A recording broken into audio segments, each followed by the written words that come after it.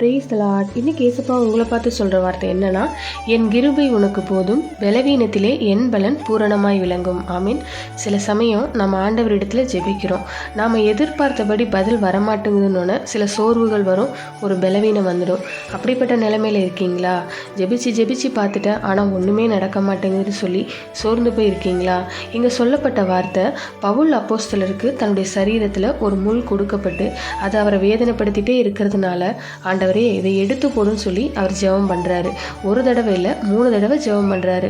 3 தடவை ஜெபம் பண்ணியுமே ஆண்டவர் கொடுத்த பதில், என் கிருபை உனக்கு போதும், இந்த முல்லை எடுத்து போடுங்க, இந்த வேதனையை எடுத்து போடுங்கன்னு சொன்னால் சரி எடுத்து போடுறேன்னு தானே ஆண்டவர் சொல்லியிருக்கணும்.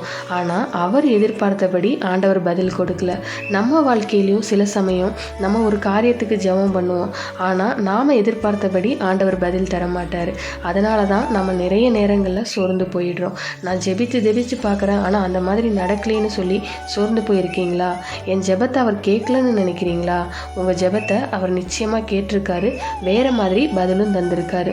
இங்கே பவுலுக்கு என்ன பதில் கொடுத்துருக்காரு? என் கிருபை உனக்கு போதும், உன் பலவீனத்தில் என் பலன் பூரணமாய் விளங்கும். இந்த வேதனையை குறித்து நீ கலங்காத, நான் உன் கூட தானே இருக்கேன், என் கிருபை உனக்கு போதும், நான் தான் உன்னை பலப்படுத்த உன் கூடவே இருக்கேன்ல, அப்புறம் ஏன் நீ கலங்குறன்னு கேட்குறாரு. நாம் ஒரு காரியத்தை எதிர்பார்த்து ஜெபிக்கும்போது ஆண்டவர் வேறு விதத்தில் பதில் தருவார். அதை நாம் மகிழ்ச்சியோடு ஏற்றுக்கொள்ளணும். ஏன்னா அவர் சர்வ ஞானமுள்ள தேவன், அவருக்கு தெரியும் நமக்கு என்ன கொடுக்கணும், என்ன செய்யணும்னு சொல்லி. இந்த பவுல் சரீரத்தில் ஒரு முள் வேதனைப்படுத்துச்சுல, ஆண்டவர் பதில் கொடுத்த பிறகு அவர் வெகு காலம் நல்ல திடகாத்திரமாக இருந்து மகிழ்ச்சியோட ஊழியம் செய்தார். ஆண்டவர் கிருபை கொடுத்தார்.